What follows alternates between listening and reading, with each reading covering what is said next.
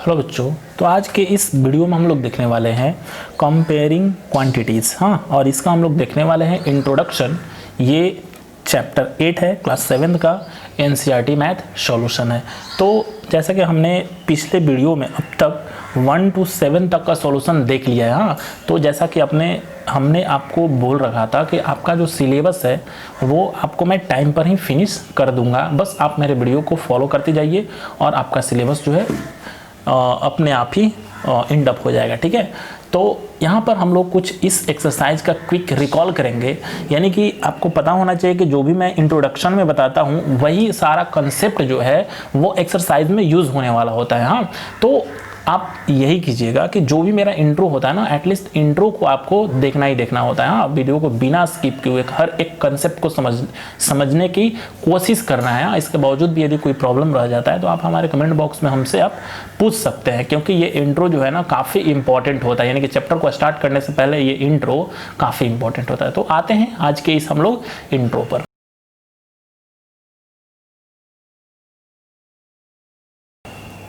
तो जैसा कि हमारा फर्स्ट टर्म्स दिया हुआ है, ठीक है, कह रहा है कि the ratio of two quantities. हाँ, यानी कि दो क्वांटिटीज का रेशियो जो है, यानी कि एक्सरसाइज में कहने का मतलब कि रेशियो हमें पढ़ना है। हाँ, तो दो क्वांटिटीज का जो रेशियो होता है in the same unit is a fraction that one quantity is of the other. हाँ, यानी कि जो रेशियो होता है वो सेम यूनिट का होना चाहिए। ठीक है, सेम यूनिट का कहने का मतलब कि अप एंड डाउन जो न्यूमरेटर एंड डिनोमिनेटर होना चाहिए वो सेम यूनिट होना चाहिए दोनों का, और साथ ही साथ दोनों क्वांटिटीज है, यानी कि एक्चुअल में वो पार्ट होगा उसका फ्रैक्शन का पार्ट होगा। रेशियो जो होगा वो किस तरह से होगा, फ्रैक्शन पार्ट में होगा, that one quantity of the other, यानी कि एक दूसरे का। ठीक है, फिर कह रहा है कि that is the ratio of number x to another number y, जहाँ पर y जो होना चाहिए y वो 0 के इक्वल नहीं होना चाहिए, यानी कि डिनोमिनेटर में, यानी कि सपोज दैट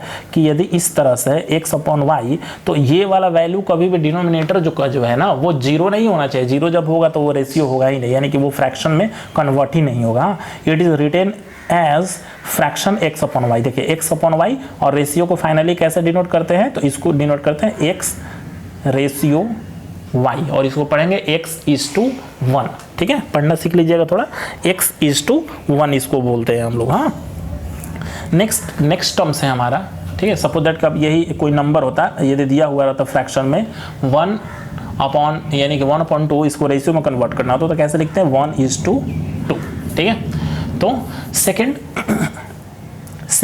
टर्म्स कह रहा है हमारा कि the ratio of two number, यानी कि दो नंबर का जो रेशियो होता है is usually express is simple form. हाँ, यानी कि ध्यान दीजिएगा आप कि जब भी रेशियो की बात करते हैं, रेशियो नॉर्मल यानी कि यूजुअली जनरली जो होता है उसे एक्सप्रेस सिंपल फॉर्म में ही एक्सप्रेस किया जाता है। सपोज दैट कि ये 4/9 है तो इसको आप तो 4:9 लिख सकते हैं, लेकिन ऐसे 4:9 ये तो सिंपलेस्ट फॉर्म है, यानी कि इसका कोई कॉमन फैक्टर नहीं है। अब सपोज दैट कि यही रहता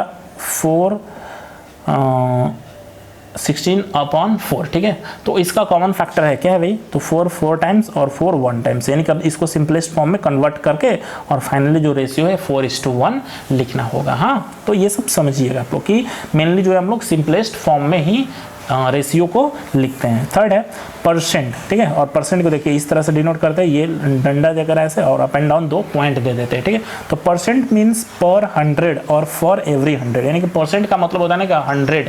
ठीक है, ध्यान दीजिएगा, परसेंट का मतलब क्या होता है, परसेंट इज इक्वल टू 100 होता है। बस इतना ही ध्यान रखना है कि जहाँ भी परसेंट की बात कर देगा इट मीन्स कि वहाँ पर 100 हो जाएगा। यदि मल्टीप्लाई में परसेंट तो मल्टीप्लाई, डिवाइड में परसेंट तो डिवाइड परसेंट, डिवाइड में 100। ठीक है, नेक्स्ट है to convert a fraction into percent. हाँ, कह रहा है कि किसी फ्रैक्शन को यदि आपको परसेंट में कन्वर्ट करना है तो सिंपली क्या कर दीजिए आप कि मल्टीप्लाई द फ्रैक्शन बाई 100, यानी कि 100 से उसे क्या कर देना है, आपको मल्टीप्लाई करना है। सिंपल सा मान लीजिए कि फ्रैक्शन यहाँ पर 4/5 है। ठीक है, 4/5 है।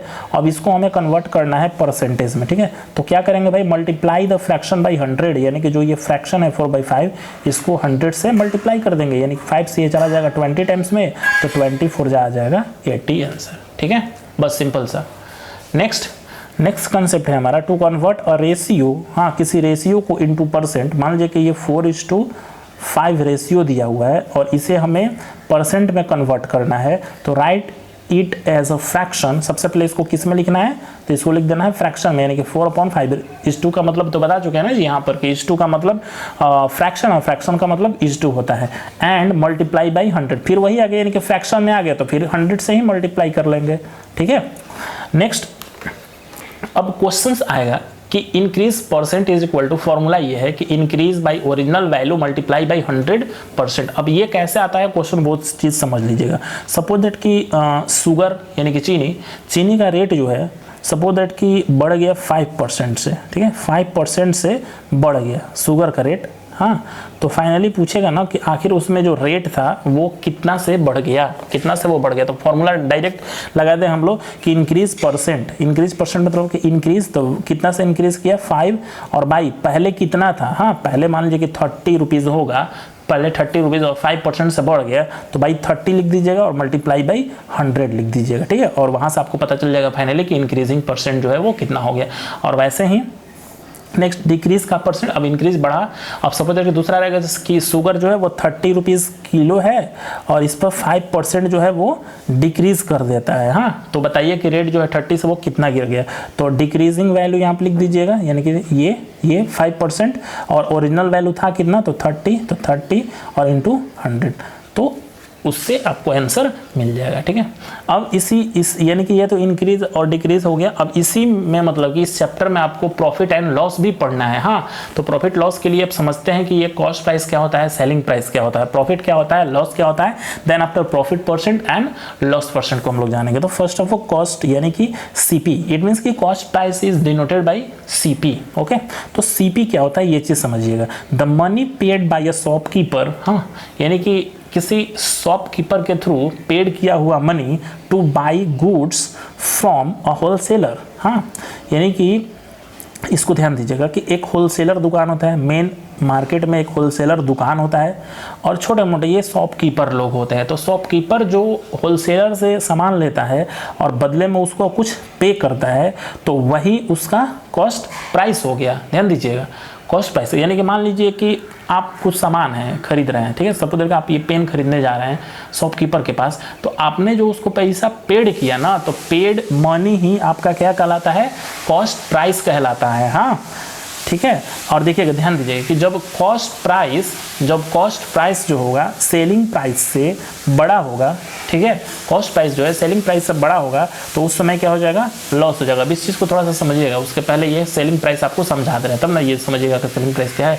अब सेलिंग प्राइस तो the price at which a shopkeeper sells the goods is called the selling price. कहने का मतलब कि आपने जो ये पेन खरीदा उसको आपने जो पैसा दिया तो आपके लिए वो कॉस्ट प्राइस है, लेकिन वो शॉपकीपर के लिए क्या हो जाएगा, सेलिंग प्राइस हो जाएगा। ठीक है, ये चीज़ ध्यान में रखिएगा। तो कह रहा है कि कॉस्ट प्राइस जब बड़ा होगा, सपोज दैट कि कॉस्ट प्राइस बड़ा होगा सेलिंग प्राइस से, तो उस समय लॉस हो जाएगा। कैसे लॉस हो जाएगा वो देखिए, मान लीजिए कि वो खरीदता है 5 रुपया में, ठीक है, दुकानदार खरीदता है 5 रुपया में और आपको बेच देता है ये 6 रुपीज़ में, ठीक है। यानी कि उसका जो सेलिंग प्राइस है, देखिए ध्यान दीजिएगा, उसका जो सेलिंग प्राइस, इसमें सेलिंग प्राइस जो है कॉस्ट प्राइस से क्या हो गया, बड़ा हो गया ना जी। यानी कि वो 6 रुपया में चले, देखिए ये सेलिंग प्राइस है दुकानदार का और ये है कॉस्ट। 5 रुपये में वो खरीदा था तो सीपी हो गया और 6 रुपये में बेचा तो वो उसका सेलिंग प्राइस हो गया। तो इस कंडीशन में क्या इसको हो जाएगा, प्रॉफिट हो जाएगा ना जी। इस कंडीशन में इसको प्रॉफिट हो जाएगा ना। तो प्रॉफिट इज इक्वल टू क्या लिख दीजिएगा, सिंपल से देखिए, प्रॉफिट में इज इक्वल टू क्या लिखिएगा, यानी कि एसपी माइनस सीपी, यानी कि ये सेलिंग प्राइस में से, यानी कि 6 में से 5 सब्ट्रैक्ट कर लीजिएगा, आपको पता चल जाएगा प्रॉफिट कितना रुपया का होगा। तो प्रॉफिट 6 - 5 कर देंगे तो 1 रुपया हो जाएगा। लेकिन यही उल्टा कंडीशन रहता है, सपोज दैट कि वो 6 रुपये में खरीदा होता और 5 ही रुपया में वो बेच दिया, ठीक है, कुछ लॉस यानी कि कुछ प्रॉब्लम हो गया होगा, तो 6 रुपये में खरीद कर वो 5 रुपये में बेच दिया। तो उस कंडीशंस में देखिए कॉस्ट प्राइस जो था, कॉस्ट प्राइस वो बड़ा हो गया सेलिंग प्राइस से। कॉस्ट प्राइस ये था ना जी, यानी कि 6 रुपये में खरीदा था और कॉस्ट प्राइस और 5 रुपये में सेल कर दिया, तो इस कंडीशन में इसको क्या हो गया, लॉस हो गया ना। तो लॉस हो गया तो इस कंडीशन में क्या करेंगे, देखिए इस कंडीशन में कॉस्ट प्राइस में से सेलिंग प्राइस को सब्ट्रैक्ट कर देंगे। तो कॉस्ट प्राइस 6 रुपया था, -5 तो 1 आ गया, यानी कि 1 रुपये का इसमें लॉस हो जाएगा। ठीक है, अब प्रॉफिट नॉर्मल तो आ गया, तो प्रॉफिट परसेंट भी निकालना होता है, क्योंकि किसी किसी क्वेश्चन में तो प्रॉफिट परसेंटेज को फॉर्मूला लिख दीजिएगा, यानी कि जितना का प्रॉफिट हुआ है अपॉन में जितना कॉस्ट प्राइस है मल्टीप्लाई बाई 100।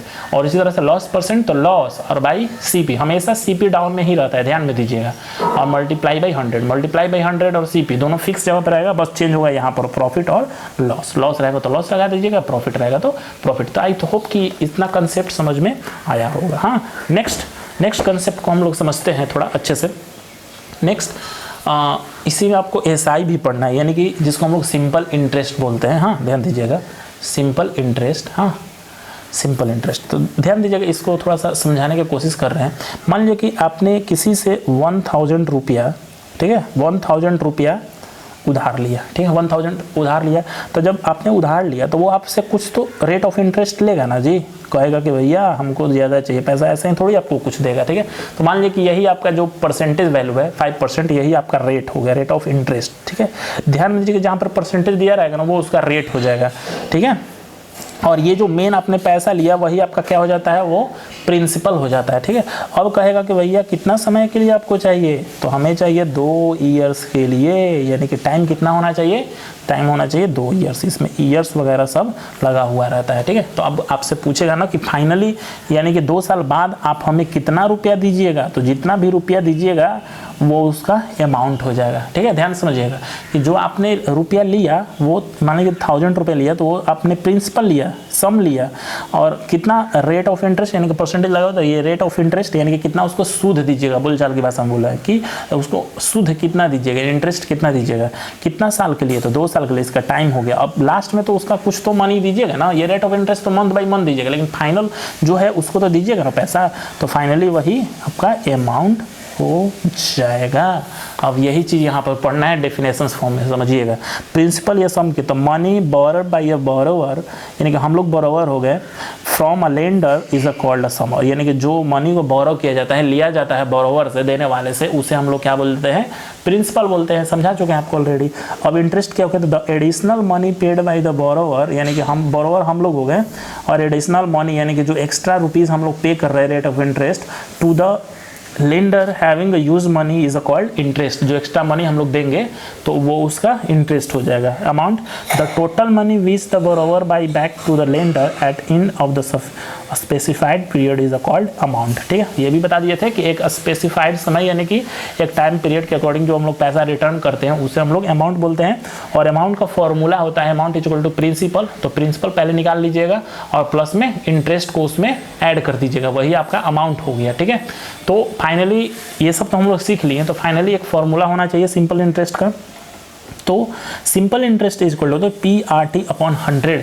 अब आपको कन्फ्यूजन होगा ये PRT क्या होता है, तो P for principal, R for rate और T फॉर टाइम, और अपॉन में 100 कर देना है। ठीक है, अब नॉर्मली मान लीजिए कि आपको रेट और टाइम दिया रहे और SI भी दिया रहे, सिंपल इंटरेस्ट भी दिया रहे और P का वैल्यू आपसे पूछे। ठीक है, ध्यान दीजिएगा यहाँ पर P का वैल्यू, तो देखिए क्या करिएगा, इंटरेस्ट में मल्टीप्लाई कर दीजिएगा 100 को, और ये दोनों पार्ट डाउन में आ जाएगा, देखिए SI इंटू 100 और बाई RT। ठीक है, अब मान लीजिए वही रेट का आपसे पूछ देगा, तो फिर इसमें भी SI इंटू 100 और जो R के अलावा जो बचा यानी कि P और T बचा तो उसको मल्टीप्लाई कर दिया। अब टाइम पूछेगा आपसे तो SI इंटू, सब में SI इंटू 100 होगा, और यहाँ पर एक पार्ट होगा, और इसके अलावा जो 2 बचता है ना उसको हम लोग डाउन में मल्टीप्लाई कर देते हैं। सिंपल से ये समझिएगा। हाँ, और ये सब वैल्यू जो है वो सब गिवन रहेगा। तो वहाँ पर जैसा कि हम लोग देखे थे, एग्जाम्पल जो लिए थे कि प्रिंसिपल था 1000 रुपया, ठीक है, यानी कि 1000 रुपया, टाइम इसका दिया हुआ था 2 ईयर्स, ठीक है, और रेट ऑफ इंटरेस्ट था 5%। अब इसका पूछेगा ना कि अब इसका सिंपल इंटरेस्ट हमें बता दीजिए कि सिंपल इंटरेस्ट क्या होता है। According to formula PRT by 100, यानी कि 1000 इंटू R का वैल्यू है 5 इंटू टाइम का वैल्यू है 2 अपॉन में 100 हमने लिख दिया। तो अब क्या करेंगे, 00 से 00 कैंसिल हो जाएगा, तो देखिए 5 से 2 में तो 10 और 10 से 10 में 100, यानी कि 1000 रुपया जब आप 2 साल के लिए 5% इंटरेस्ट पर लीजिएगा ना, तो उसको मनी इंटरेस्ट कितना मंथ बाई मंथ कितना दीजिएगा, सॉरी आफ्टर 2 ईयर, तो 100 रुपीज़ आपको देना पड़ेगा एक्स्ट्रा। अब यही आपसे पूछता है कि अमाउंट क्या दीजिएगा भैया, फाइनली अमाउंट आपको यानी कि कितना हमें पे कर दीजिएगा टोटल। तो देखिए हमने क्या यहाँ पर है प्रिंसिपल और प्लस में इंटरेस्ट, तो इंटरेस्ट हमारा कितना है 100 रुपया, और प्रिंसिपल था कितना, तो 1000 रुपया, तो 1000 और प्लस में 100, तो ऐड जब करेंगे तो फाइनली आ जाएगा 001, यानी कि 1100 रुपीज़ अमाउंट हो गया, यानी कि 1000 दिया था 100 रुपया और ज़्यादा हो गया। तो आई होप कि कंसेप्ट जो है ना इंट्रो का आपको समझ में आ गया होगा। अब हम लोग नेक्स्ट वीडियो में इसका एक्सरसाइज को सॉल्व करेंगे, ठीक है। तो वीडियो कैसा लगा बताइएगा, प्रॉब्लम रह गया को तो भी बताइएगा, हमारे ईमेल या फिर नंबर हमने दे रखा, वहाँ से आप कॉन्टैक्ट हमसे कर सकते हो। मैथ से रिलेटेड जो भी आपको टिप्स चाहिए ना, या फिर ऑनलाइन क्लासेस आपको करना है तो उससे भी रिलेटेड आप हमसे कॉन्टैक्ट कर सकते हैं। इस तरह मिलेंगे हम लोग नेक्स्ट क्लास में, तब तक के लिए गुड लक, बाय बाय।